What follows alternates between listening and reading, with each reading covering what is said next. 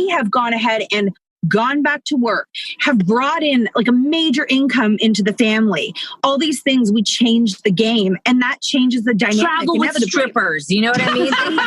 When they said I do, they weren't like, oh my, what, you can travel with strippers 100%.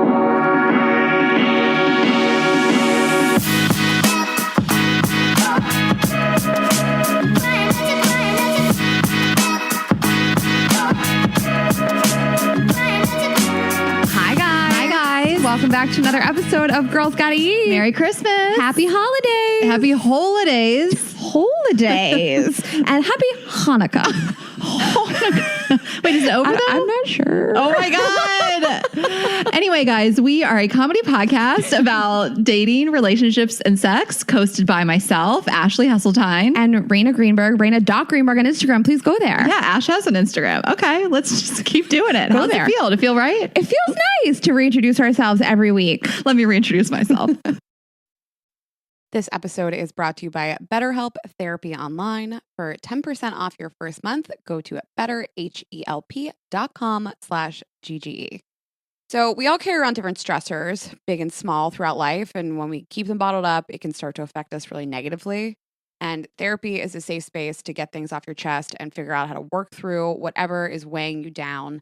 And sometimes we can have journals and self-talk and friends and family that help us, but it is really, really helpful to talk to a therapist outside of that, and they can empower you to be a better version of yourself and set boundaries and work through whatever is going on with you personally, professionally, in your love life, with friends.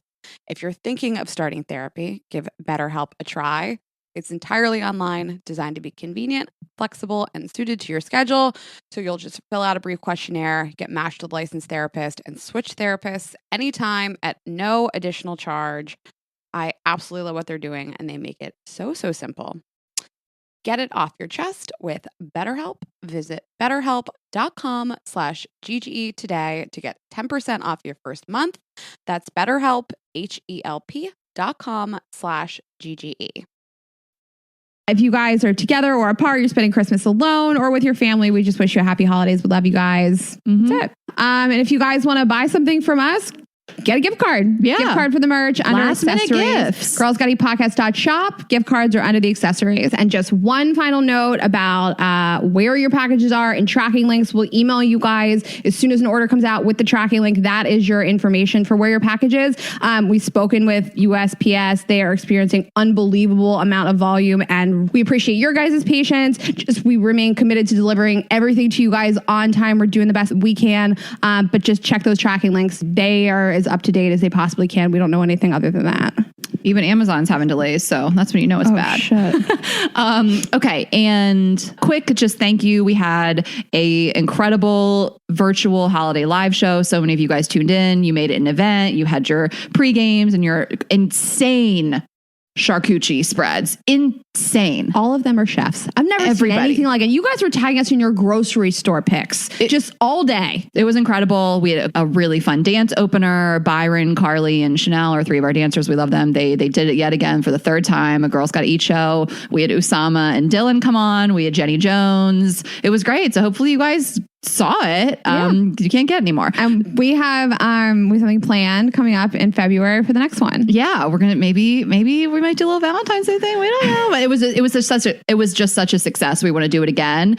I have one thing I need to tell you, a huge missed opportunity for me at the show. I told you a story about taking a shit in the Campbell Soup factory when I was 19. I'm not going to tell it here. You should have been at the show. And I took a drunk shit at the Campbell Soup headquarters in Camden, New Jersey on the way to an Eminem concert. And I cannot believe, while I told you that story, I did not tag Soup and Poop. The old Soup and Poop. Do you remember last throwback? year? Callback. 2018, one of our holiday episodes. It was one of the two. It was Single All the Way or the one after it, whatever we did too. And that was when we really started to go off the rails in these intros. And like, we were like, this is what we do now. Sorry, it's not going to be as tight as it used to be, but we don't fucking care. Because you popped off about soup for the first time then. And something about Soup and Poop. And remember, I couldn't stop laughing. I was like wheezing, thinking of like, I remember that. And I cannot believe that I took the ultimate soup and poop. I took a shit at Campbell's and during the live show didn't say soup and poop. You're so the mascot of soup and poop. I'm sorry. Yes. You took a soup and poop. I am Queens Boulevard.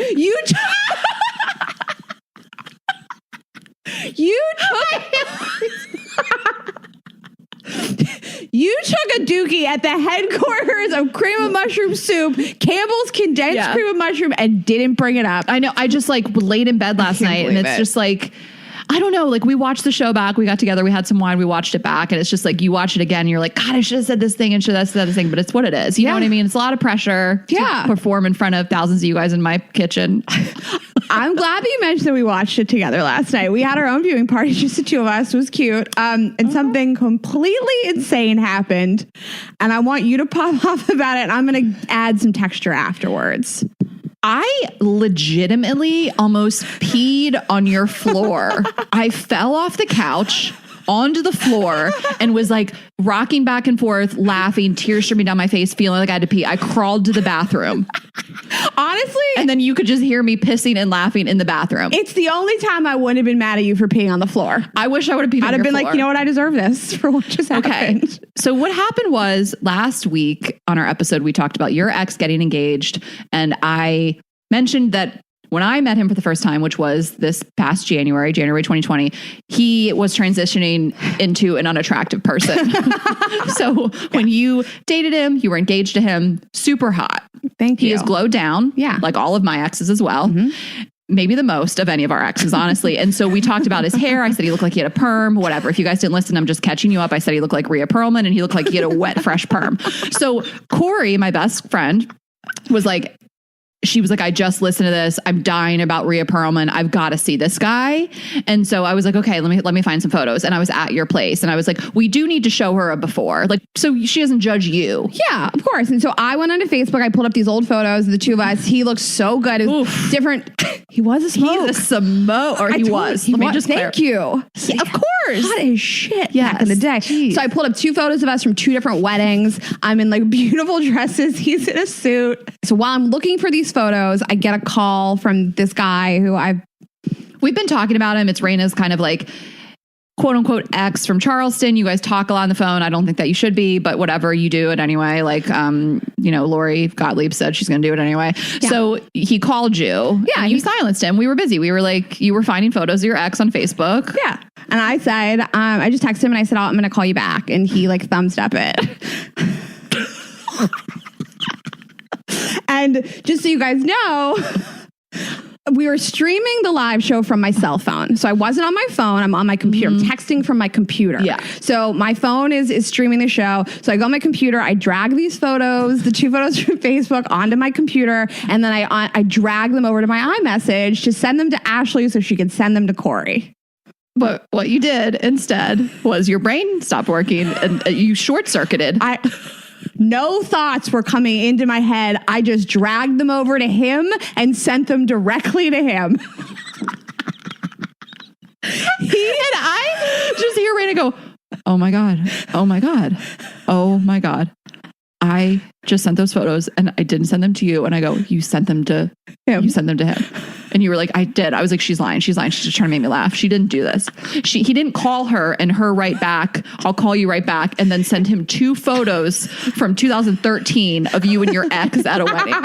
You did not. Two different weddings. Two outfits. Photos. Two outfits. Two couple photos of you and your ex who, if you're following along, you were on the phone with this guy when you found out your ex even got engaged. At this point, he just thinks you're still in love with your ex and you're out here looking at old photos and you send them to him. I can't get over it. I will never get over it. So you don't know this part of the story. Oh my God. Well, also, yes, I did. I said to him, like, I said, I can't. I didn't know what to do. First, I don't respond for 5 whole minutes. We were like hysterical. There's no like 3 dots. He's not typing. He's just like, I'm gonna wait around. We got to recap. I know.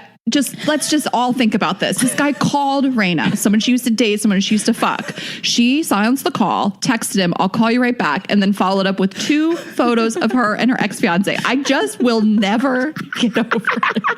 And I told you when I got home, I was like, I'm still laughing. I'm about to just send pictures of me and my ex to the last guy I dated just to feel the rush. to like make it work, put it in perspective even more, I called him back. He was like relatively a good sport about it, but he was like, what if you called me and I ignored your call and I just sent you 2 photos of me and my ex? What if I did that to you?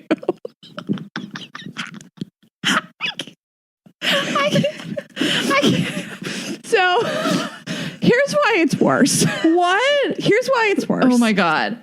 Because of what I was wearing. I was wearing like really fancy dresses, like wedding dresses. So he was asking me how the live show went, and I said that I had worn a gown, and he was like, oh my God, I would love to see you in a gown. And I was like, oh, you don't even know what I wore last year. And so I sent him a bunch of photos of me in the red and gold and green gowns. Okay. So he has all these photos, and the last thing I texted him was, tell me which dress you like better. No.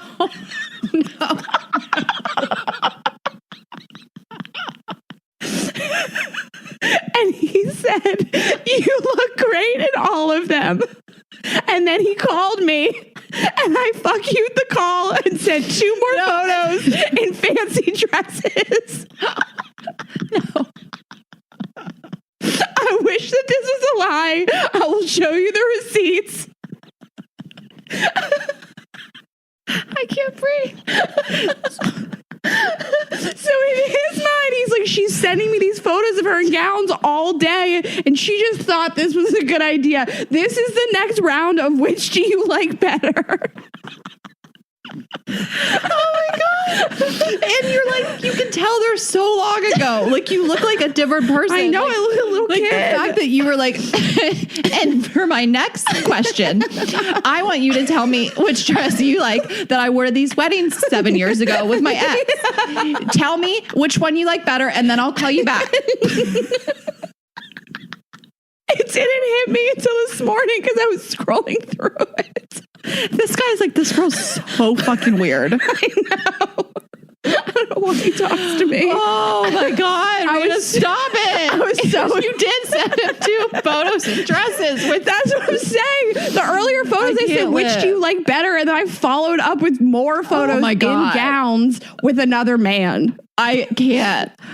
Oh my God. And then trying to explain to him also why I had those photos on my computer, why I was sending them to you, like trying to explain why I was even looking at these. I was like, you don't understand. These are from 9 years ago. It all sounds like a lie. Yeah. And it's so funny because it's like, you didn't just have those on your phone. We went into your Facebook. Right. You dug so deep because you really wanted Corey to see, like, here's what he looked like when we dated. Like, you didn't just like fire him up from your favorites. You know what I mean? I have different teeth. I have different hair, different color hair. They're from 9 years ago. Yeah. And you're right. I brought it up last week that he just got engaged. Yeah. Like, this guy's like, this girl's ex-fiance got engaged. Now she's pining for him again. Oh my She's got God. photos on her phone, old photos from old weddings they went to together. Like, the narrative, and it's like, and he's right for thinking that, because what else would it be? I mean, I just think about it. If he did it to me, if he brought up that his ex got engaged and then just followed up a couple days later. The truth sounds like a lie. It does. The truth sounds like, so Ashley's friend had wanted to see these photos, so I had to like find them to send to Ashley to send to her friend. It just sounds like a total lie. Because he's ugly now, and I need to do a comparison. I need to show that I didn't date an ugly person. Then I sound a little mean. Yeah, it's like a terrible person. I could not wait to tell you the second. Oh my gosh. Story. So anyway, I just chose one of the wedding photos because I feel like Corey just needed to see one. So I sent her that, and then I sent her a recent photo, and she was like, oh, wow. She's like, I couldn't have prepared for this. Yeah, he was really clean cut when we were together. He returned to the woods. His body returned to the woods. He does. Oh my gosh. So that's what had happened. That was what had happened was. So thank you for being there. It just would have been a terrible moment without you. Yeah. Like having your like best friends with you for these moments, like just make them okay. Because if he never talked to me again, I still would have that moment with you. And it will be funny forever. I know. Like, I'm so glad I could be there physically, like rolling around on the floor. But it was a little reminiscent of when I thumbs downed my ex's text from 2 weeks prior. And I was alone in my home. And like, I just wish he would have been there. We still laughed. Different experience though. Yeah. When you just like had that, I didn't even know how to get the words out to explain to you what I did. Like you had to guess. I know. I guessed quick. I was like, you did. Oh my God. I was really shocked. Okay. That was our night. what's going on with me? I had a different night recently. I had a date. Yeah. So I did go on a date. I feel like it might be the last like dining. We've closed indoor dining. I don't know what's going to happen with outdoor, but I feel like it was kind of my last hurrah. It was like a dinner. Had a really nice dinner. Went out with this guy. This was a second date. And, you know, it's interesting because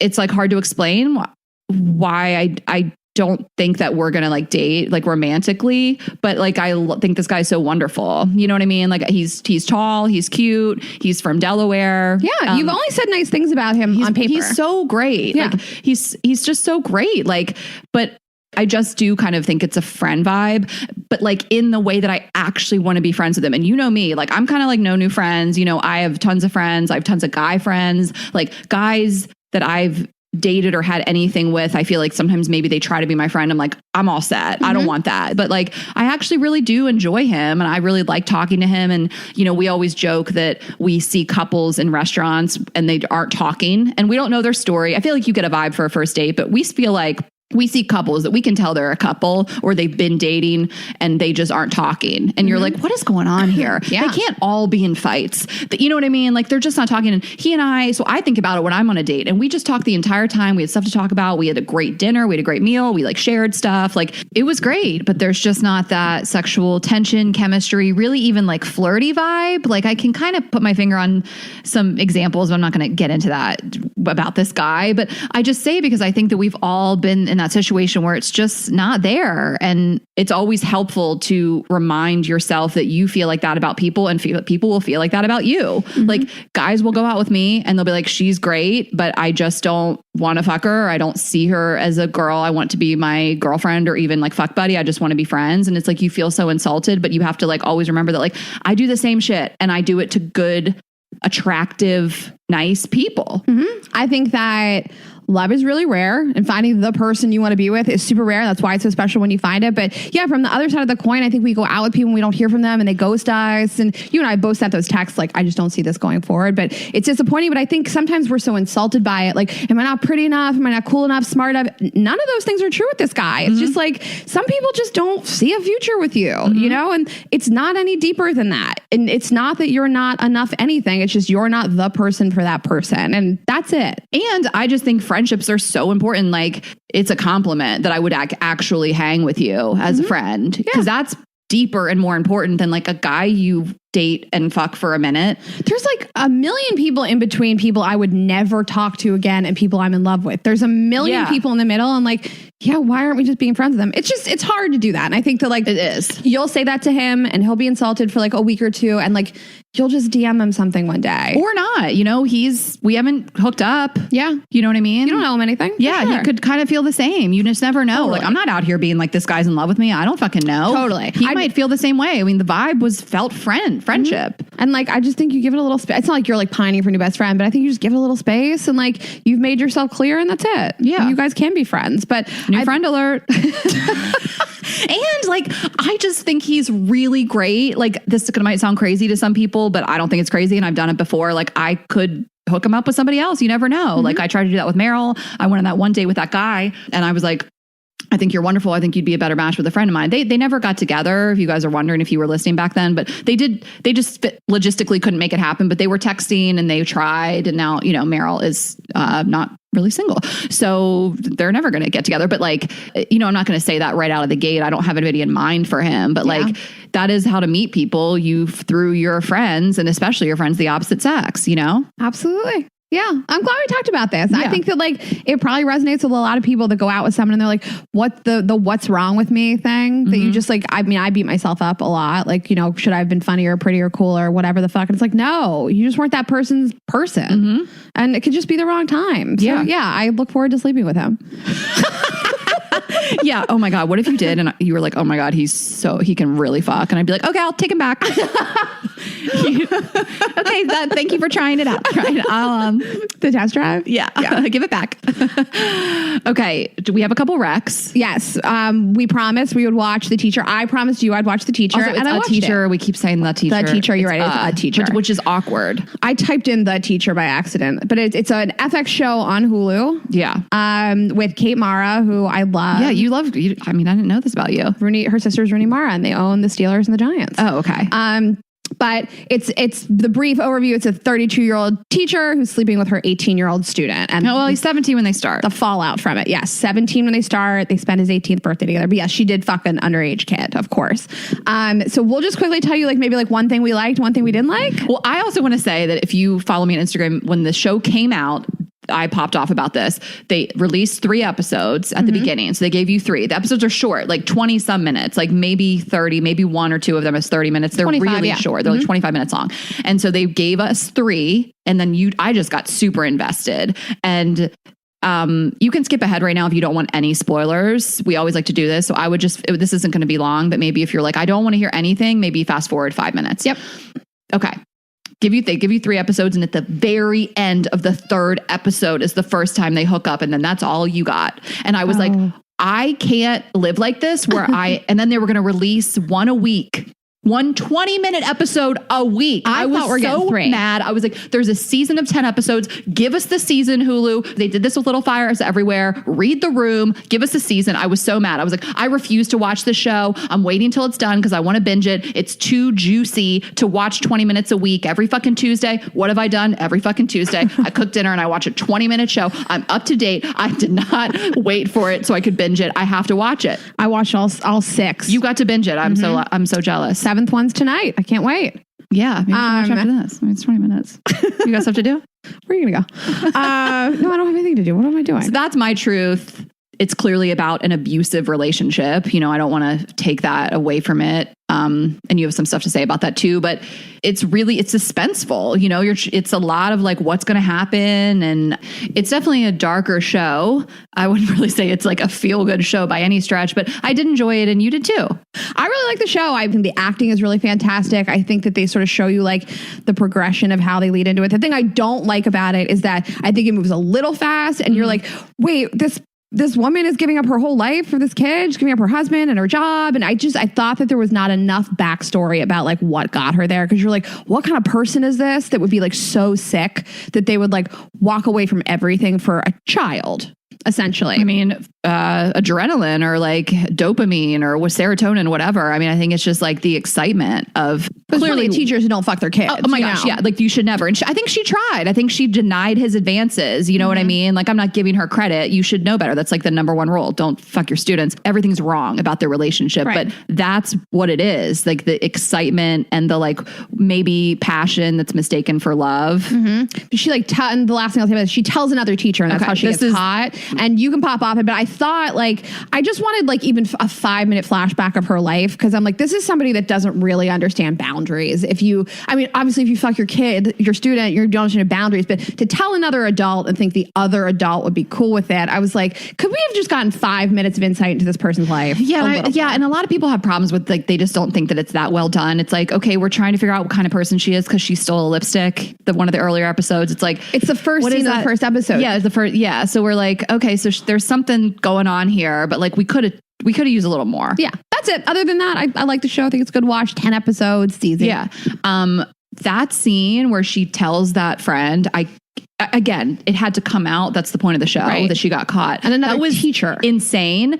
Where I had to pause it and be is that her teacher friend?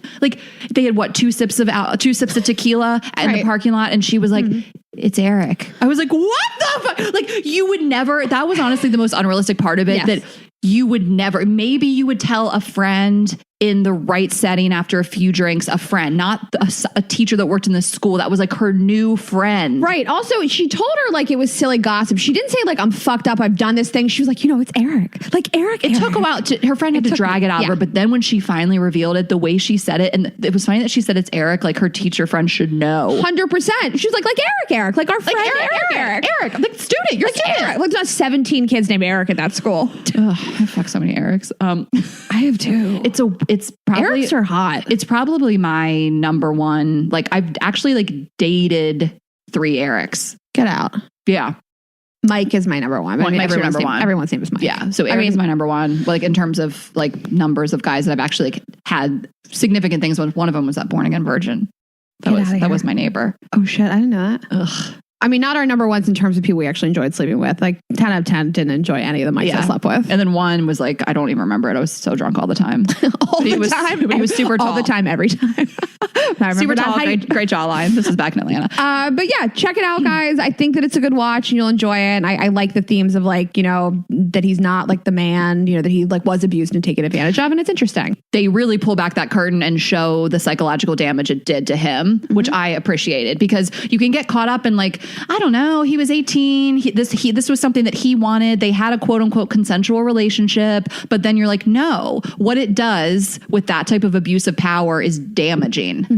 The way that he's treating women when he goes off to college, he's fucked up. Yes. And they do show that, which I appreciate. Me too. And it was my favorite episode of all of them. So it was episode 6. I thought it was really interesting. Yeah. And I like that they show his male friends versus his female friends' reactions to it. So, check it out, guys. It's a great watch, and we will give you our final thoughts after episode 10 airs. Okay. A couple more recs.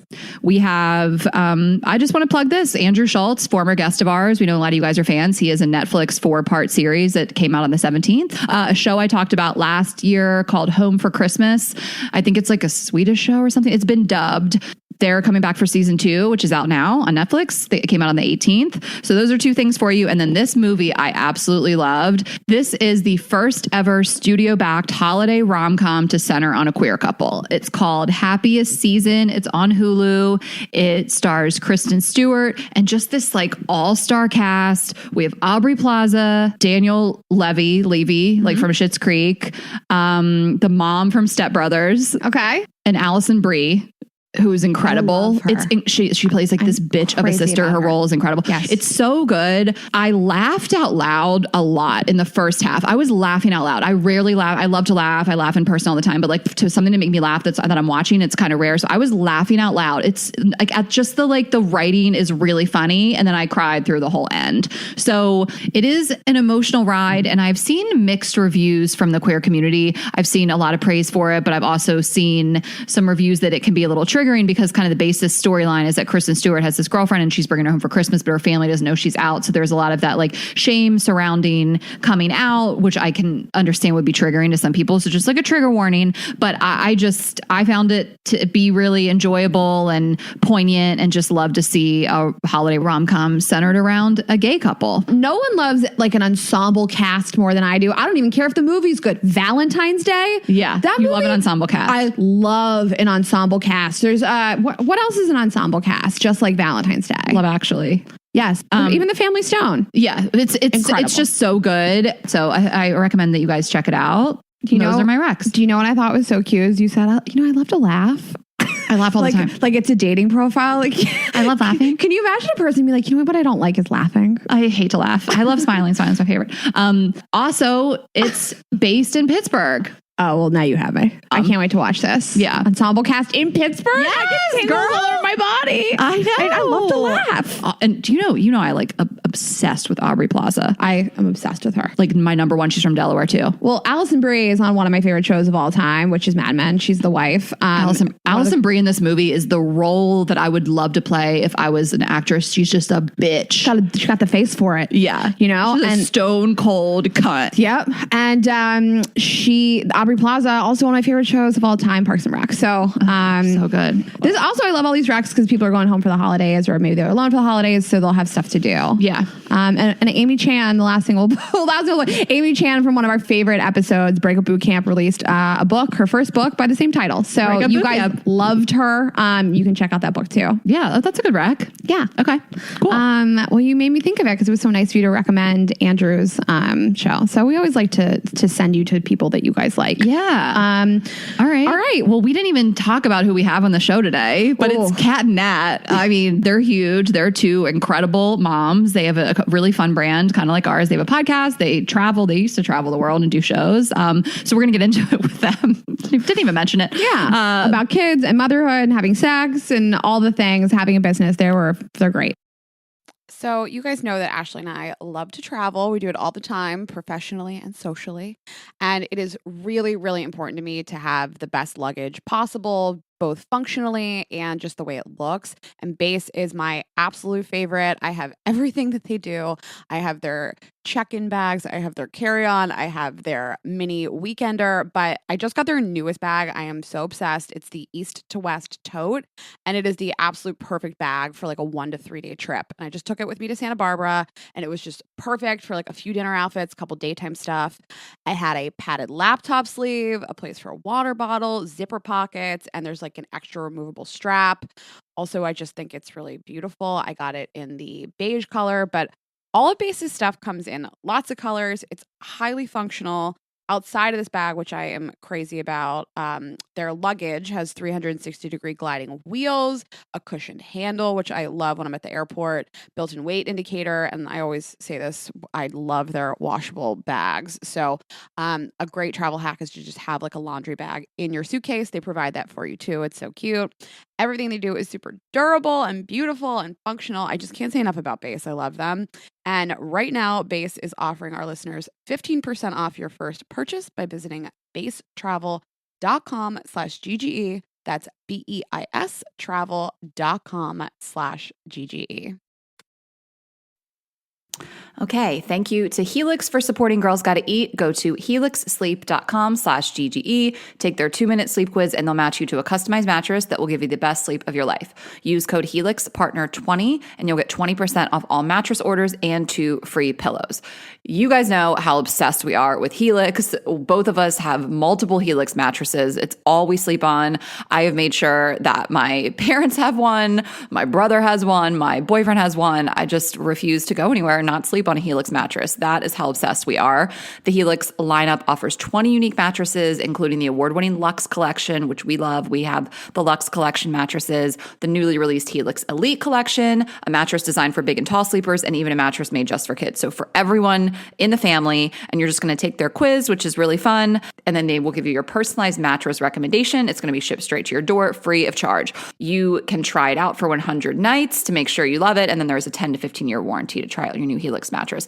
We know everybody sleeps differently. You might sleep on your back, your side, roll around all night on your stomach, or you might want a soft, medium, or firm mattress. We are all so different. So that is why they offer really something for everyone. And so you're just going to order what works best for you, come straight to your door. You can sleep on it that night. You're going to love it. It will change your life. You'll get the best sleep of your life, and you can thank us later. So Helix is offering 20% off all mattress orders and 2 free pillows for our listeners. Go to helixsleep.com/GGE and use code HelixPartner20. This is their best offer with Helix. Better sleep starts now. All right, guys, we are really so excited for our guests today. They are the co-hosts of the wildly successful podcast, #MomTruth, and the authors of the national bestseller, Cat and Nat's Mom Truth. Please welcome to the studio, Cat and Nat. Yay. Hi. Hi, guys. Thank you for being with us. We're so excited. And you have a dog with you. So what is her name or his name? She's a Bernedoodle. She's a lover. She likes to cuddle. She is a big... She thinks she's like the third, co-host here. She thinks she feels 100%. very comfortable and confident in her position right in between the two of us. Yeah. So This is incredible. We have a dog too, but he's not, he doesn't give a fuck about us. He's just living his truth. She just is she's always around you. If you're there, she's there. Do you two live together? No. God, no. Oh, gross. Okay, well, you said we have a dog. Oh, it's like, he's mine too. Well, he's like the podcast dog, We have merch with him. We say, welcome to the house studio with us and Dewey, which I didn't say today. I'm so sorry. God, just someone throwing us for a loop there. Someone mowed her lawn, really. It was the dog, this dog. You way to go, Bo. You really job, Bo. upstaged Yeah, a good you job. did. You're a great show dog, Bo. You might get hired. So you guys are coming to us in Canada from your car. That's right. Boring as fuck, but yes, we are in our car doing the same. We made paninis. That's about it. We had a few other things to do that were top secret, but we made paninis. That was the highlight of the day. Well, I have to tell you, I've heard about you guys first. A girlfriend of mine really loves you. She's a mom of 2, and she told me about you guys, and I started following you. But the interaction that I had where I realized something that we had in common was when I was booking our male strippers for our Atlantic City show. And I was on the phone with this guy, you probably know him from Hunkamania. And he was like pitching to me and he was like, have you heard of Cat and Nat? We work with Cat and Nat. We're the official strippers of Cat and Nat. And did his name start with an A? Yes. Whatever. We worked with them. We performed at Caesars. We had the Hunkamania guys. And I just think it's so funny. Like we share strippers with you guys. And so that the Romeo is actually, yes, we have to talk about Romeo. He's our DJ. He's with us every Thursday night. He comes on the road with us. He is literally, we've had them for 3 years, those guys, and we curated a team. We now have added one from Australia. His name is Will. We have a whole team. And we've taken them across North America. Oh my God. 150 shows. And Romeo's been to, I think, almost every single one of them. Yeah. Shit. So we have a story about Romeo. we had him in Atlantic City and we had this thing where we were going to FaceTime in the guy that Rayna was dating at the time and have him on, we have him on the screen and then Romeo was going to come out and be on Rayna. And we were like, just tell us what you plan on, Romeo. Like, what are you going to do? He was like, don't even worry about it. He was like insulted that we would even question him. And he was like, just be ready for it. And he came out, he picked her up with her stool. With the chair. Yeah. And your vagina was in his face. That's what, guys, that is that's a Sunday night. You know what I mean? Yes. That's while my man was on the big projector screen above us in front of 1,000 people. It was wild. Oh yeah, our kids been backstage, met them. Our husbands are on first name basis with them. They're part of the family. We've flown them in for photo shoots. Yeah, I mean, guys, literally, I think we're 115 cities or something we've done. In the UK, we've gone to Europe. We've gone, and Romeo came with us. No! Oh, yeah. No, I want to take an international vacation with Romeo. Yeah, no. We stayed in the house with the team. We didn't stay with them, but with our tour team, they all stayed with them. No, we're like family now. No, literally, Romeo. We have a few podcasts with Romeo. So before we get too far, I want to introduce what you guys actually do and how the podcast came about. Because we were talking about this offline, but just so the audience can catch up, we did an episode about not being sure if we wanted to have kids, and we brought you guys on because you're the us that are married with kids, but you make it work and you're doing all these things and you have this incredible business and you tour. And we thought it would be really interesting to talk about just traditional notions of motherhood and marriage and things like that. But we ask everybody, what gives you the right? So every person just, what's your background? Why do you talk about this? How did you get into this? We just love to a quick synopsis and then we'll get into it. What gives us the right to talk about anything as far as motherhood is the experience of having 7 children, all under the age. Right now they're all 11 and under, but they were at one time, I think they were all under the age of 6. Wow. What gives us the right to talk about the experience of being independent, resilient women who need to make an income for themselves and a business is being raised by 2 single moms who didn't have a lot, but were able to prove to their daughters that they could do and be anything. And that at the end of the day, things can be really hard, but if you're happy for your kids and you can find some sort of joy in the world, then you can actually have a good time. That laughter is therapy, no matter what our mothers went through. We both have partners right now, and to imagine husbands. Yeah. Yeah. Okay. I was wait, you and me, or what are we talking about? Partners right now? in life, to share the load of the world, but they didn't have it. And so we're just people are how, what gives you the right to find happiness in this crazy world? Well, the fact that we have healthy children and that we're able to work and that we're able to find fun together. So anything else? No, I just think that, so often women are, that they can't get along and women have to hate each other, that women, can't support each other. And I think that we are just trying to kind of let women know you can all do it differently. And at the end of the day, it doesn't have to be a major competition about who,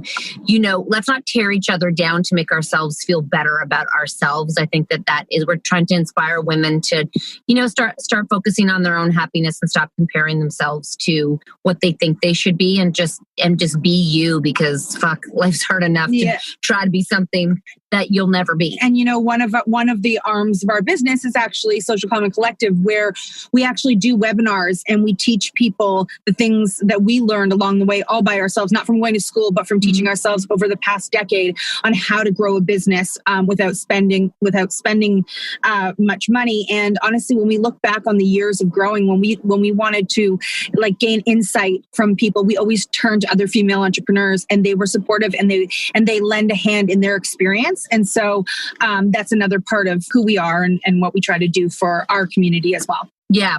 That's amazing. And you guys, I know you were friends when you were like younger and you came back together. Like I know a little bit of your origin story. We don't need to tell that whole story today, but in terms of starting your brand, was part of the motivation because you did want something different out of life than to be a wife and a mother? Honestly, I think the biggest part was that I don't think you have to define the two different aspects. I mean, our kids are our entire life, and that's just how it is because we're in charge of keeping people alive. Like at the end of the day, if someone needed something where we needed to be there, we'd have to stop tour and go.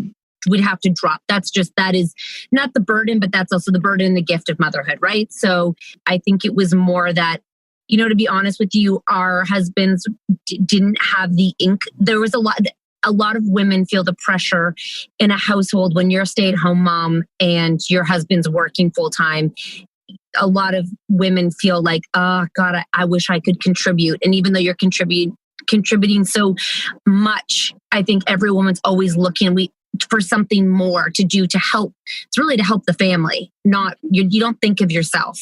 And what we found was we became better mothers, better people, better everything when we started to create something on the side and work through it, because we never had this vision. Like sitting here was never the vision. It was to make an income to bring into the family with something we love to do. So, and there was something about like when we had our babies, we felt like totally lost. Like you cannot prepare for being a mom. Some people just naturally fall into it. It felt very foreign to us and me. And I think that I totally lost my train of thought. So there you go.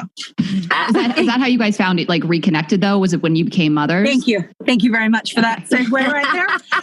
When we started hanging out together all the time, we'd be like, everywhere we would go, it's like all these moms would ask us our opinion on things and like, where'd you buy that thing? Because we were stay-at-home moms, so we were like the experts, and we're like, yeah, we don't know what the fuck is going on. We're just waiting till like 5 o'clock to have a cocktail. But they thought that because we did it more, like longer hours, we somehow were experts. No matter how long you're there, you don't know anymore, actually. You know less because you get so ass backwards. But everyone was like turning to us for like the answers and our advice. And we're like, oh my gosh, we'd run into someone on the street and they would just like verbal diarrhea, everything from like birth to marriage to their mother-in-laws to everything. So when we started, we were just like, I guess people need to talk. So let's give them a platform to speak, or let's speak for them. We just love this outlet of debunking this idea of this notion of like the perfect wife, the perfect mother. And we want to talk to you guys about that today, because you were talking about this pressure of like being a stay-at-home mom and that like there's so much you have to contribute, but also you want to like make your own money and also you want to be your own person. And like the pressure to do that must be crazy. And then the outside pressure from other mothers, like on social media and things like that. I'm going to check that because we are very fortunate in our community that we don't get a lot of like pushback. And also I think that you kind of, after a certain point when you're not looking for validation in social media, you begin to kind of like not see it.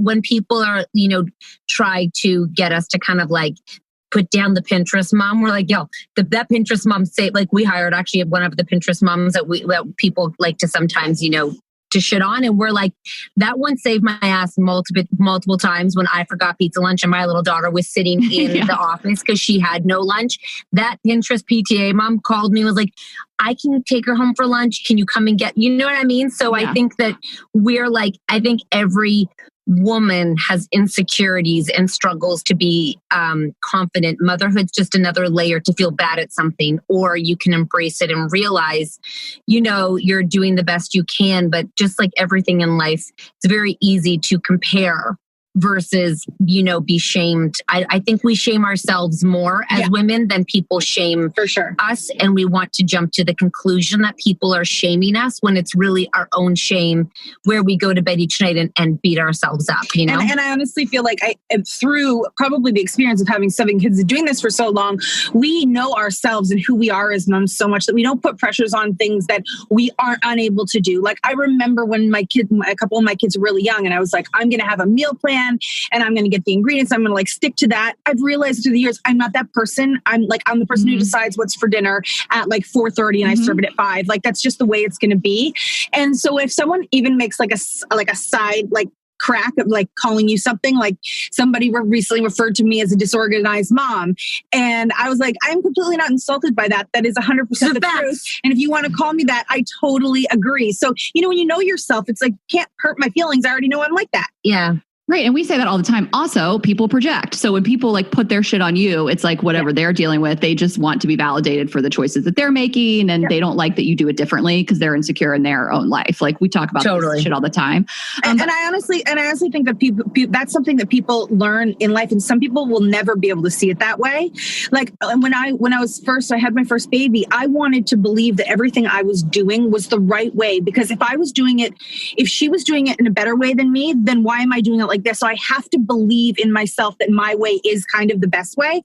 Through experience, I see now that people can do it. People can do life any way they want it. It doesn't mean that just because they're doing it differently, that mine's bad or theirs is better. But that takes maturity and confidence and experience.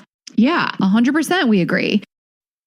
Okay, so I love gift giving at this time of year, but when finding great gifts, things can really start to add up. And that's why this season I am shopping with Quince. Quince is the go-to place for luxury essentials at affordable prices for everyone on my list, including myself.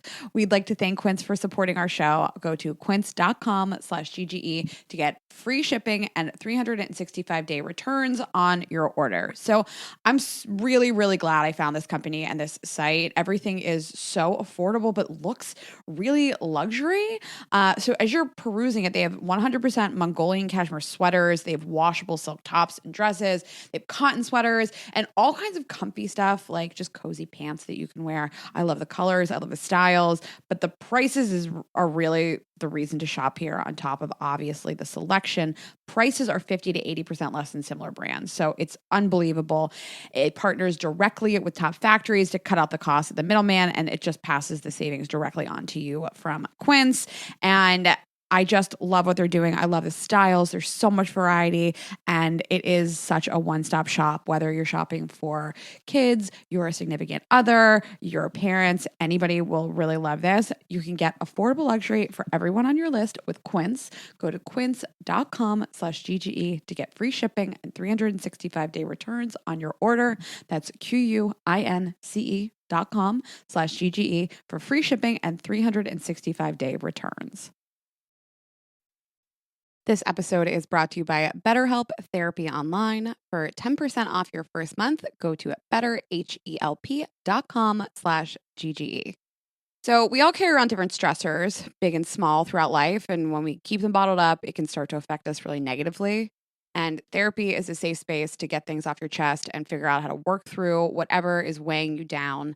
And sometimes we can have journals and self-talk and friends and family that help us, but it is really, really helpful to talk to a therapist outside of that, and they can empower you to be a better version of yourself and set boundaries and work through whatever is going on with you personally, professionally, in your love life, with friends.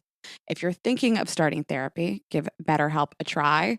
It's entirely online, designed to be convenient, flexible, and suited to your schedule. So you'll just fill out a brief questionnaire, get matched with a licensed therapist, and switch therapists anytime at no additional charge. I absolutely love what they're doing, and they make it so, so simple. Get it off your chest with BetterHelp. Visit betterhelp.com/GGE today to get 10% off your first month. That's BetterHelp, HELP.com/GGE. we both listened to this episode of yours that I think was from October or November. So it wasn't too long ago. And the title is Marriage Isn't a Failure. You're like, that was forever ago to me. No, I'm like, we often do it drunk. You know, our podcast. You were driving. You guys were driving. So you weren't drunk. Sometimes it's just shit canned and I don't know what we said. Oh, well, you were so eloquent. I mean, I listened to it in the shower this morning, so it's fresh. Okay, good. Thank you. We were sober. Great but news. The title was like, it was so grabbing, like Marriage Isn't a Fairy Tale. And that's what we love about you guys the most, of like, you're just so honest. Like you say the things people are afraid to say, you know, and we can obviously respect that. That's what we try to do too. But it was just like, it was so brutally honest about kind of like what you sign up for, not in a bad way, but just like how you guys were talking about a book, I think. Yeah, I just said it's from my book. That's so it was stuff that I don't hear a lot. Like, I think Nat, you were saying like, you make your own life path, you make your own choices, but when you get married and when you become a mother, you have rules that you follow to be a good mother, to be a good wife. And it was just, you guys were so honest, and it was really great to hear. You know, it was like, we have been talking about this more and more as we have grown as women and as we've been married for now over a decade each. And I think that we're seeing marriage in a way that is very different than the way that when we got married. So Kat was reading this. I am here with you. My daughter is just texting me. Wants to go Starbucks. And she's at school. And if I don't respond, she won't get the message. So yes, I am here. This is just motherhood. That's good. It's part of the experience. Yeah. Yep. You're getting it. Her in the book, it was talking about like, you know, this couple that basically decided that they wanted to try and have an guys, open it's marriage. really good. It's called The Arrangement. We didn't write it. We're not making money from selling it, but it honestly, I feel like so many TV shows now and like books and like things are showing the truth behind what happens in a marriage and with a person. And the fact that the person, when you get married, when a lot of people get married, let's say like, oh my God, I'm coming up to like 30 or I'm in my late 20s and everyone seems to be getting married. And then you meet the person who could come across your path at any time, but it just seems like the right time. You marry them. You don't even think about what it's going to be like to raise a family, like work with a budget, potentially have a mortgage, like make all the decisions of a family, like literally like co-CEOs of a business. That's not what you're thinking about. You're thinking about like a wedding, a honeymoon, like cute little brunches with your friends, and then maybe having a baby. Won't that be adorable? Like you have no idea what like reality is going to be. And not to say that it all comes crashing down, but it changes. Mm-hmm. And I think that like, as women or as people, you change too. And Kat and I definitely, the lives that we were living when we married the Marks is very different than the life that we're living now. And we changed that. They didn't change. They still have the same job, same life, like not the exact same job, but the same life, right? Mm-hmm. And we have gone ahead and gone back to work, traveled like weeks on end without our kids, like have brought in like a major income into the family. All these things, we changed the game, and that changes the dynamic. Travel with strippers, you know what I mean? When they said I do, they weren't like, oh what you can travel with strippers 100%. So there's been so much. And then the whole thing of monogamy, it's funny. We asked, we talked to our doctors a lot. We talked to lots of different doctors, and one of them, you know, women are always trying to like, often are trying to raise their libido. Like a man takes a pill, which brings stimulation to his penis so he can get erection, he can have sex. Women want to do that. And this one doctor's like, and there was this pill that came out that could apparently make you hornier, yada, yada. Oh my God, that was a good one. Here's how you raise your sex drive. Find a new partner. That's the only way you're going to be as excited from sex. A doctor. No. I mean, what is more exciting than like a brand new, like, the first time together, the passion, nobody can convince me that same feeling or even that same kind of passion exists like 20 years later, like balls. No, I'm 3 years later. It's hard to maintain it. You layer in, I have a question about your husbands. But like you layer in like kids and travel and work and all this stuff. But it sounds like you guys married people that are, I mean, you tell me, but like a good support system and can be a teammate and allow you guys to travel. And like, what was that like, not being a wife, but being this whole other business person now? I know. And imagine, we had no idea that those men were going to be the men they are now, or that they'd ever have to deal with this. Like, we really scored, or we're very clever, unknowingly clever way back when, that we saw a man that was going to be like, yeah, I'm getting on board with that. When I got married, I was the girl on the speaker dancing, with like taking my clothes off, not getting paid for it, just because I was always a little bit more on the outrageous side. And he never tried to change me. And I think that that's the biggest thing is, if you are looking for a partner, find someone who you don't have to become someone you're not. And like, just try to be the person if you know yourself well when you get married, you're not looking to find yourself and making a decision based on who you want to be or who you think you should be. You're getting married on who you are actually. And I think we because of our childhood and how we grew up in our teenagehood, I feel like we really tested our own limits to figure out. We had to get comfortable with ourselves really fast, and we did at an early age. And I think when you don't apologize for who you are, your spouse doesn't question that. He just is like, all right, like I get, like, it's not like we don't ask permission. This is what we're doing. We're a partnership, and they're like, okay. And then as far as, as far as the whole being like choosing to the rules of staying together with one person for the rest of your life, like we're happily married, whatever. But like the institution of it all is actually a made up construct. It's a trap. And you were like, we should decide in 10 years if we want to keep doing this. Like, it's like a mortgage or whatever. It's like, it's funny that you said that in the episode of like, should we check in 10 years? It's like, who decided this though? And I don't want to keep quoting this episode. It's just fresh to me, but you said like, did the church decide this? Did God? Did like history? I'll just feed you the episode. I love this notion. I'd love you to speak on it more, because it's like, who made these decisions and why haven't we updated them? It's like the Constitution. Why are we still doing stuff that somebody invented in 1776? All white men. I wouldn't even look at a manual from 2018. I know. I don't know. You wouldn't even buy a car from 2010. Like really, you're not looking to buy. You're exactly right. No, I think that I'm quoting you. A lot. We think about this a lot, clearly. And we have 7 kids, and then the idea of like, I am heterosexual, I am gay, and just making that decision at such a young age instead of like being able to like openly try everything out. We're like, we hope that there's a lot more openly fluid people as the generations come, and that they don't feel like they have to marry one person and just be with them forever. Nat's looking for a throuple, what I hear her say. I just hope I hope the kids don't feel that they have to follow into this mold that has been here since whatever year you said. Yeah, we don't know who made these rules up, but I really do begin to be like, wait a minute, I didn't see the rule book. Like no one ever told me the rule book. I just did it. And that is so not like us to follow the rules, to just like do it. Like I do think that it is nothing to do with love. Like you really, when you begin to like step out, and it's not about the person, it's about like, the sanction of what is actually marriage. Like when you really begin to break it down, you're like, oh, it's really weird. You sleep with someone. That's really weird. We train our kids every single night to sleep alone. Okay. I don't want to have a house with somebody. We did a whole episode on, I'm not trying to live with somebody, share a bed. I work so hard to have a California king bed to myself. I'm going to share it forever. Never. I'm not. I can't wait. That's all I want to do. All I want to do is share a bed. I want the attention 24/9. I'm sorry. Keep going. I liked your train of thought. You want to get married. So you're dying to get married. I'm not dying to do anything. I feel like I'm really happy. If that's the next door that I walk through, that's the next door. But I'm super proud that like I get to work with Ashley, build this business, do what we do. I'm not dying to do anything. But she does want to like live with somebody. And I'm like, I want to live in the same like neighborhood as my, like long-term partner. Like maybe same building, maybe just like different homes. I hope more people are able to follow that path if that's what they feel like, and not feel that they need to move in with someone because that's the way it should be. So I hope more people feel free enough to live life the way you're going to be fucking engaged and married in 2 years. Well, we thought that when we started the podcast. Okay, don't jinx us for another 2. But I want you to finish your thought. We derailed you.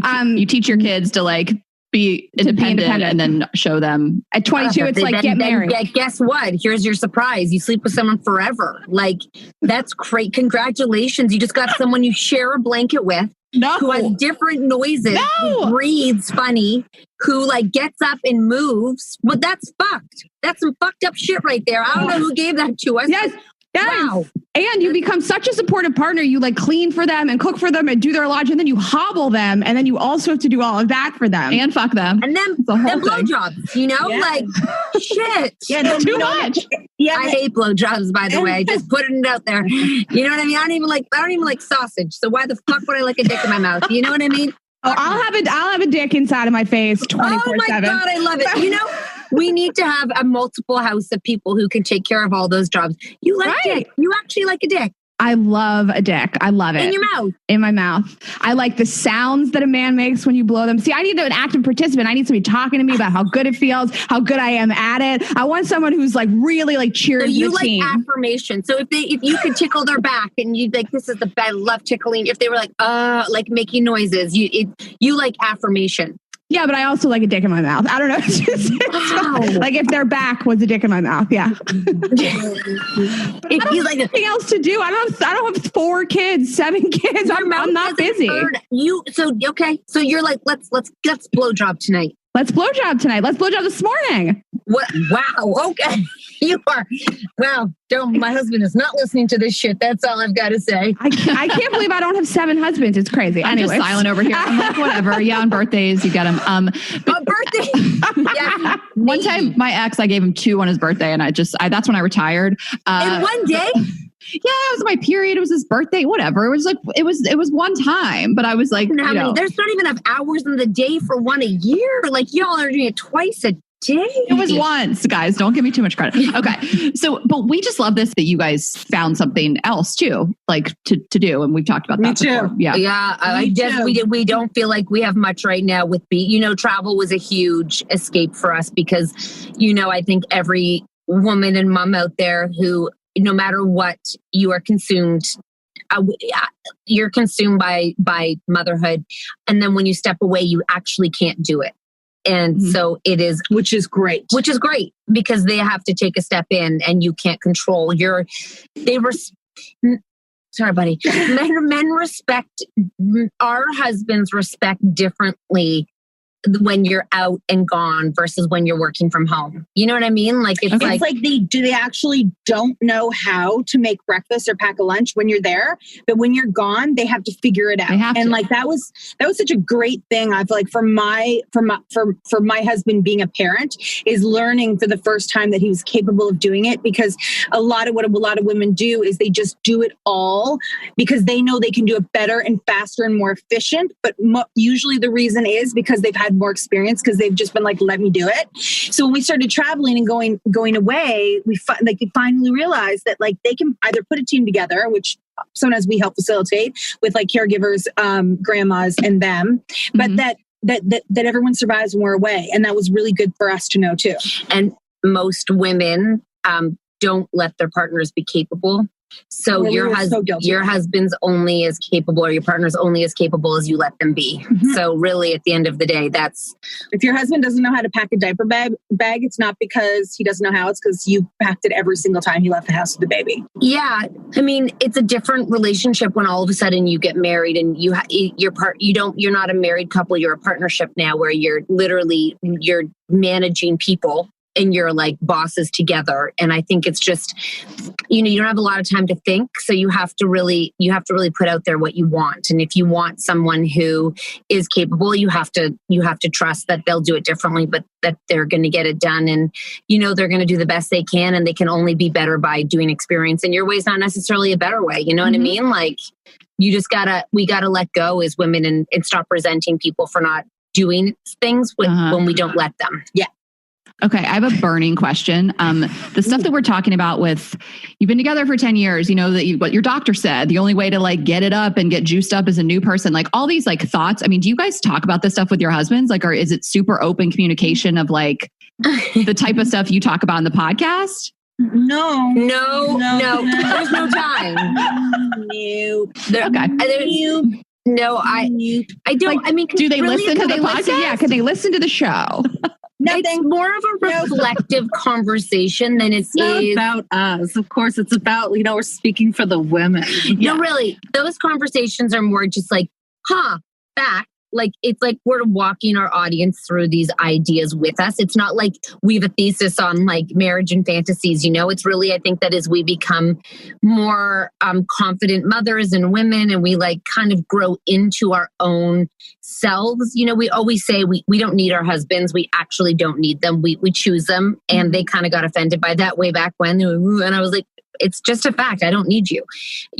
That's more powerful that I choose you versus me needing you. And I think that when you begin to choose the person that you're with every day as an active choice, it is just a different perception than needing someone. It's just a different mindset that you need this person. And, I'm really thankful I have him, and he's got a great dad. And it's not about him. It really isn't. It's just about this conversation that as women, I think we all walk into relationships to save men or to make them feel good, or we become these women we think we should be, which is like, I'm going to cook, I'm going to clean, I'm going to do all of this because you go and make money and I'll, do everything. And then you grow up and you're like, the fuck is that? You're like, yeah. And we don't have these open I think that there's conversations that you would like, Cat and I, like, we talk a lot and we talk about deep shit. We talk about fake stuff. We fantasize about the world, and we like look at things like the institution of marriage and have a conversation about where it came from and how we feel about it and monogamy. Like, our husbands are just going to sit there and this is going to be like, so what, you want a divorce? Yeah. They're like, no, that's not what I'm saying. Like, I need to beat the shit out of topics with my girl, Yeah. Different kind of conversations. I love that I like this notion that you like trust them to do certain things instead of hobbling them, and you trust them to allow you guys to talk about certain things. You're not asking for permission for it. And it's like, it's empowering them in a certain way. It's like allowing them to be, but it's also like not asking for permission. I don't know how to like wrap it up really well, but it just sounds like you have these partners. You've really worked to like be your own people, and you've allowed them to be their own people. And it's not easy. Encourage them to go and do them as much as they want. Yeah. It's funny. It's like, we want them to go and be anything that they want to be outside of the house. Go. My husband loves hockey, and my son is in like a high level of hockey. And, I know a lot of people like complain about them always being gone. And I'm like, it makes him happy. He likes to go and like, go spend your 3 hours in the arena. Like, if that's what that's exciting for you. Yeah. Dude, good power to you. COVID has been like, my husband and I were never like home together because either I was driving to dance or we have 3 boys and there was constant like hockey, baseball, everything. Mm-hmm. And now during COVID, it's like, we're always just there. I'm like, God, I miss those extracurriculars that took you out of the house. It gives you a life, Well, we want to talk about COVID and we also want to talk about sex, but I just have to say one thing. I think that what you guys have is so special. It's what we have. It's this best friendship. And it's so important because the narrative is that women are trying to find their best friend and their husband. And it's like, no, like that's your husband. Never. Have your best friend too. It's so important. Like, you guys are a partnership. Your business partners, your best friends, that's your other partner. So you don't put everything on your husband. I think it's this thing of like, I got to find this person that's going to take care of me and be my best friend and like have sex with me and raise children with me. And it's like, maybe we take the best friend out of that and we have an actual best friend. Like, I love that meme that it's like women stand up at the altar and they say, I'm marrying my best friend. And your friends are all there and they spent $1,000 to be in your wedding and buy dresses. And they're like, what the fuck? Right. Yeah. And it's like you say to your partner, like, be this comforting, safe place, but also surprise me and fuck me, but also be trustworthy and be my best friend. It's like, no one can be all these things. We talked about this a while ago. No one can be all these things. And I to the best friends in the audience for the wedding who've been there with you for like 20 years. Like, they'll be there when you divorce too. You know what, man? We were just watching. We watch. Obviously, like, I watched The Bachelor and the all of that shit. Like, we just watching the 12 dates of Christmas. Oh my gosh, yes, and, like, we love them. These girls always. What are you looking for? I'm looking for a best friend. Yes, and you're like. We're like, they're so wrong. Like, don't look to your man to be a best friend because you want to have children with him and you want to run a household together. So what you're looking for in a man is first lust, definitely like attraction, but you're looking for a long-term partner to run like a business of a household with. You want your girls as your best friends. And my friend said this article once, and she was just saying we put so much emphasis on the friendship and relationship with your partner, but like you really couldn't do it without your best friend. You know, nothing's more important than that. So there should be more emphasis on who you decide to be best friends with. Like think about that a lot before you trust everything in your best friend, because that's the person who's going to be there that you can tell absolutely everything to, and is going to be there when your relationship breaks up. Yes. And I love that you said that we need to think about these things as a partnership, because like when I was getting married, no one ever said to me, like, what does the future look like? Can this person support you? Are you guys married? I did not. I was engaged. Clarify. I was engaged years ago. But no one, including my mom, which I mean, probably is the only person I ever would have listened to it from, but no one ever said to me, like, can you raise children with this person? Are you going to be able to be financially stable with this person? Like, I loved him. I was in love. He was good looking. He was a nice partner, but like for the time, he was a nice partner to a 25-year-old. You know what I mean? No one said to me, think about this. The other thing is that, you know, when you're engaged and everyone's happy and excited, they're like, he's going to be a great dad. You know what I mean? He's going to be a great provider. They're just going to see him that way because that's what you want to hear. That's what you're going to hear people say. Yeah. So, I mean, just to wrap it up, I feel like you guys, your life is so great. Your marriages are probably even better just because you have each other. You have this other person. I think it's like a really special thing. Okay. Let's talk about, you mentioned COVID. We can just talk about that in the end with like some sex stuff. Yeah. I personally think about mothers all the time. I don't know how they do it. Like the mothers that were homeschooling their kids, and just, it's changed everything. And I can't even begin to wrap my head around the pressures and how much moms have had to do throughout all of this. And I know you guys, you've said it has changed you. We just want to like hear a little bit about how it has. You know, a part of me, I mean, I know that we'll all be forever changed. I think, you know, some of our children will, the way that we do things will. But I feel like sometimes, even when I look back into what was the hardest part about being raising children and doing all this in COVID, I don't even know if I'm going to be able to know as much as I like right now until I look back and reflect on it. Because if I try to think too hard about how it's been, I don't know if I'll be able to like get up tomorrow. It's like you just got to keep on going on like a machine. Keep telling the kids it's going to be okay. We say like often moms don't get sick. Like when everyone's sick in the house, they don't get sick until there's room for them to like catch a cold or get the flu or get the thing. Like it's like you all dodge a bullet, except that mom can keep on going and they keep it together till like they're allowed to. And I think that's very much what moms are doing right now is just, you know, like Nat said, I think we'll pick the pieces up sometime next year and be like, what? The fuck? I don't actually remember. I think we're all just like, what day is it? What time is it? It's a lot of monotony. It's a lot of... There's no time to ourselves at all. So like when we're out and we look back, we'll see parts of ourselves that like are missing some pieces that need to be rebuilt in ourselves. I think our kids are kind of fine. At least our kids, we've given them a pretty great like fucking COVID. They're, you know, but I think for us, we'll find it's just going on a bit long. You know what I mean? Like, yeah. We thought the few weeks was, I think all of us really came out of the gate super hard with like sourdough bread and all that shit. Now you see none of it. You know, I haven't seen a sourdough bread in a real long time. Can I ask you guys a question? Because this is so foreign to me, having children. Like, I don't know how old all of your kids are, but do kids really understand what's going on, or do you explain that to them, like what you're going through and what's happening? Listen, I'm going to break your heart for 1 second. That Please. My daughter came home and said to me, she's in kindergarten, okay, so she's 5, and she was telling me how she's not allowed to talk at lunchtime, and I'm like, what do you mean? She goes, we all have to sit with our masks off in silence because when you talk, you spread germs. So we don't talk while we eat. We just sit there and eat and it's silent. And I'm like, that is so fucked up. And then side note, because we do have 7 kids. Oh, right. Because our masks are off. So they can't. Oh my gosh. Yeah, they can't talk. A side note, a lot of my kids have expressed absolutely no concern, like no negativity towards being at school with a mask, like have not mentioned. No, it's just for us, you sit there and you're like, they're silent, like, because they don't know any different. And that's what's heartbreaking.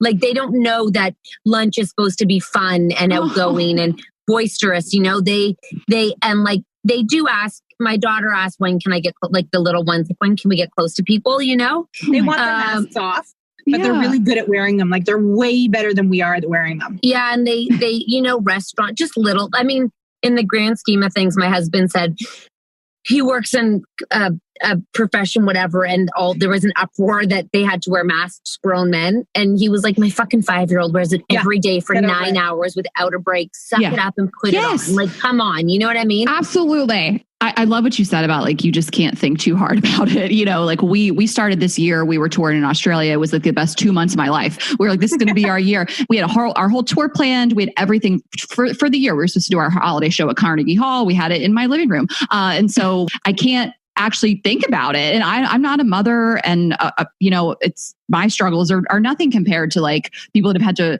raise kids throughout this, and people that have experienced loss and they've lost their job and they've lost family members. So I want to recognize that, but it's like, I actually can't think too hard about it. I can't think about what we would be doing outside of a pandemic. I actually think a lot about the moms who are single moms who've lost their job and are like literally trying to pull it together. Like we're not allowed all the time. I think about it all the time. We're not allowed like so many things, you know? So it's all on the spectrum, but I do think women can feel loss even though they have the privilege of having like a house, you know, like we all feel loss in some way. You can have those feelings, but we also acknowledge very much that many women are really, the burden is so heavy on them, so heavy and huge. And people with special needs kids and, you know, who have special health issues, who can't send their kids to school because of asthma. It's huge. It's huge right now for those people. We talked about that last week in our episode. Like, pain is not a contest. Like, it's everybody's has their own. Yeah. It's not, there's not like a hierarchy, but I like to recognize of like, we've still been pretty good, but it's like, you can't feel it when you're in it. We will look back in a year and we'll know more. Like you guys are really smart that you went to Australia, because we got that offer like a year ago and we couldn't because we have 7 kids and it was going to take us out. You know, all of our tour is based around. She's going to be able to go to Australia and tour for the rest of her life. She's not having kids. Yeah, I know. She can do it. Yeah.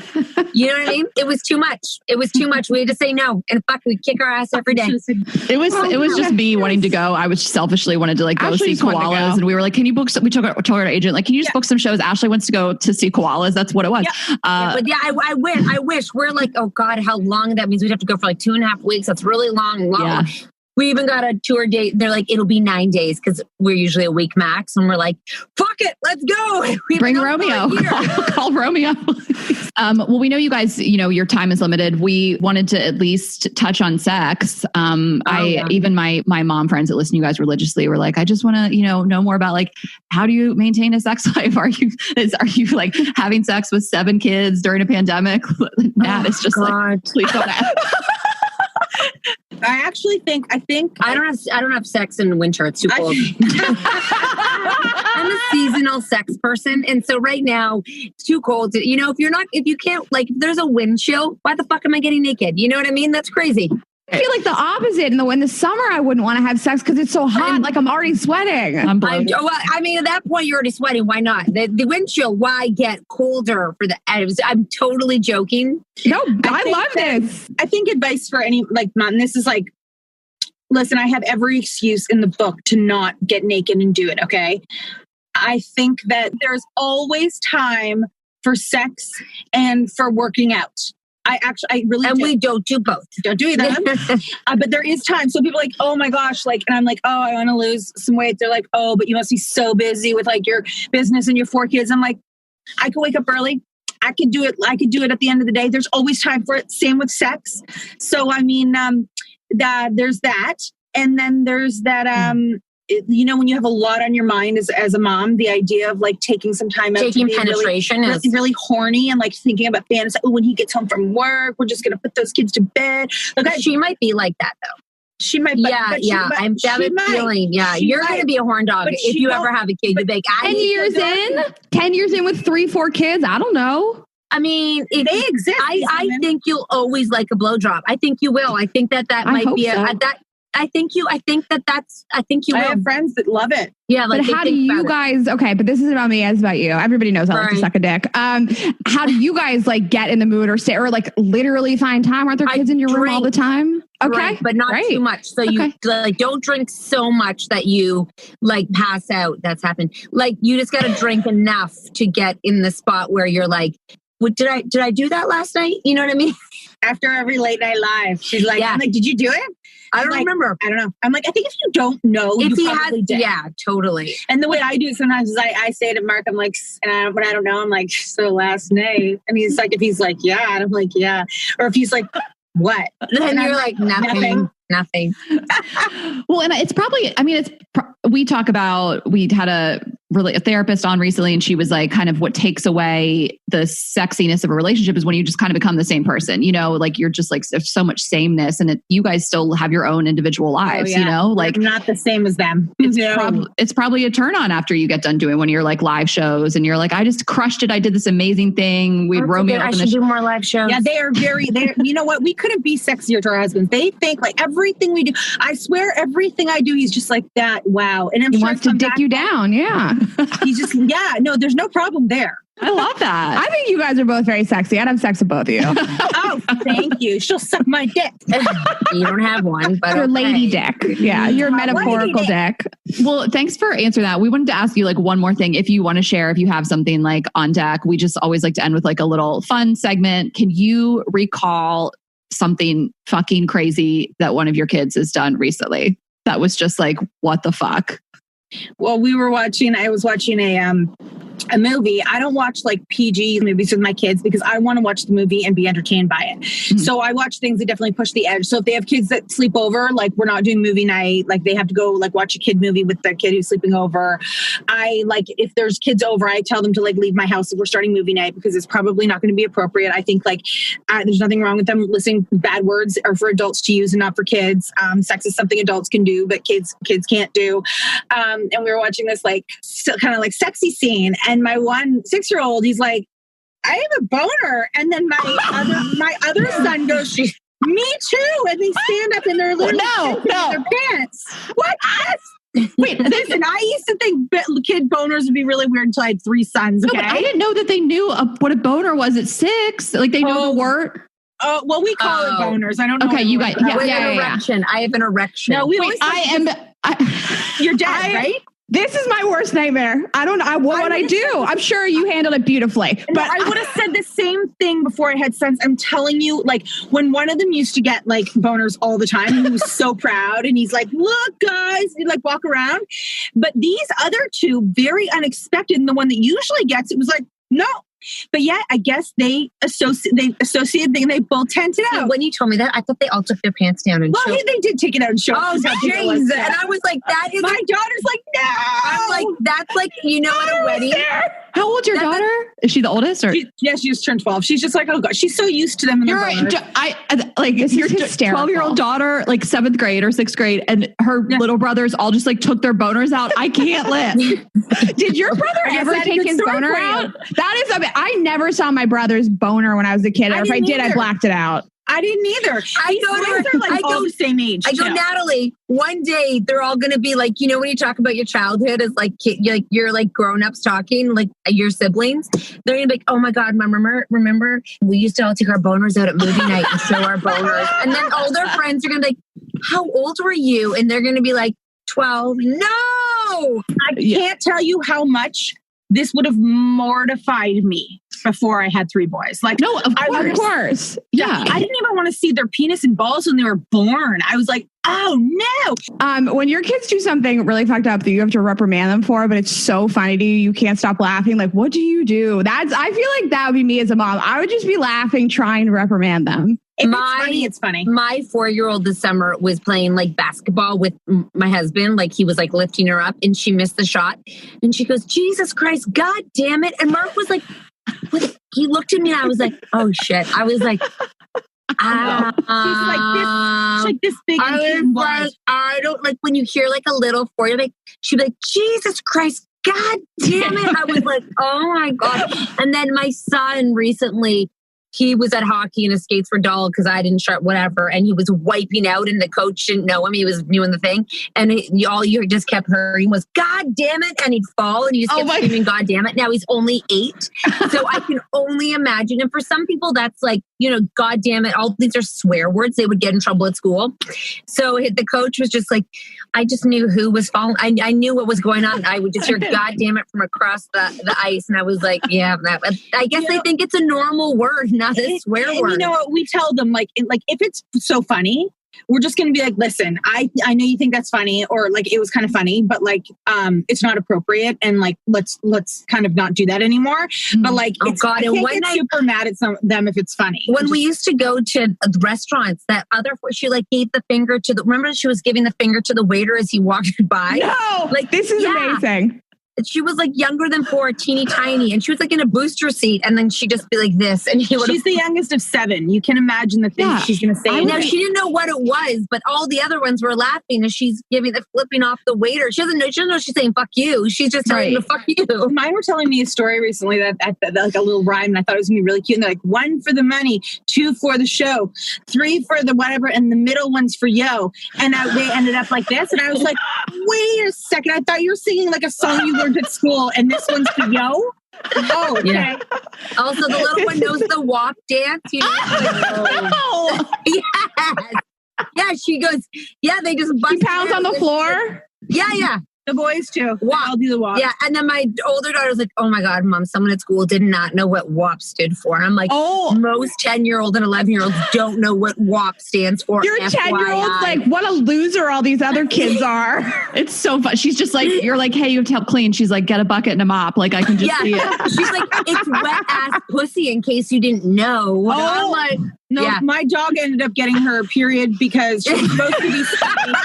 She's supposed to be spayed today, but she got her period on Friday. So now, our kids are really versed on periods. Like, Kat and I have tampons everywhere. Like, they walk in, we're changing our tampon. It's like no big deal.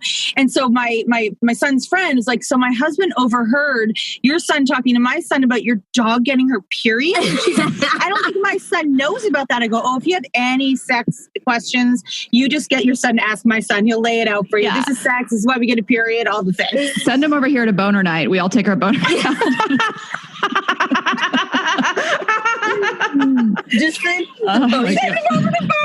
She also had a bath with her dog. Like she didn't know how else to. She got in the bath. She was naked and took the dog bath with the dog. I didn't know how to bathe a dog. Yeah, I know. It's before she had a period. That would be crazy. It's a crazy. I have a male dog, and it's just I forget that like female dogs like get periods. It's like so crazy. No, with my dog will not. She will be spayed. She just touch. Yeah. But even like once, I would be like, "What's happening?" Oh, right, like a period.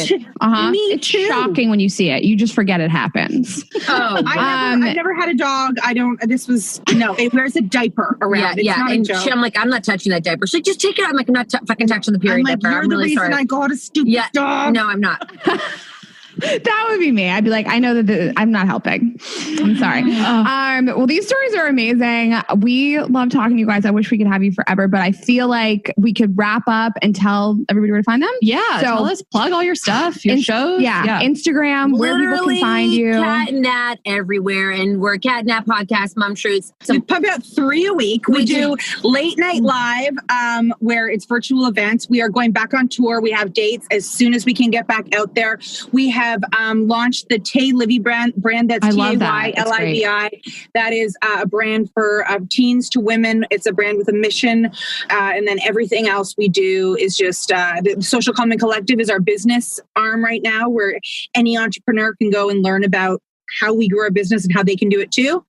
And every single day on Instagram, every single day on Facebook, everywhere at Cat and Nat. And all this stuff is on your website, which is great. What is the website address? catandnat.ca. No, some bitch owns.com. I don't even know if it's a woman. It's probably a man who just is sitting on .com and wants like $12,000 for .com. Okay. Catandnat.ca. Yeah, and I love the brand. And you guys work with your eldest daughters to create they get to collab.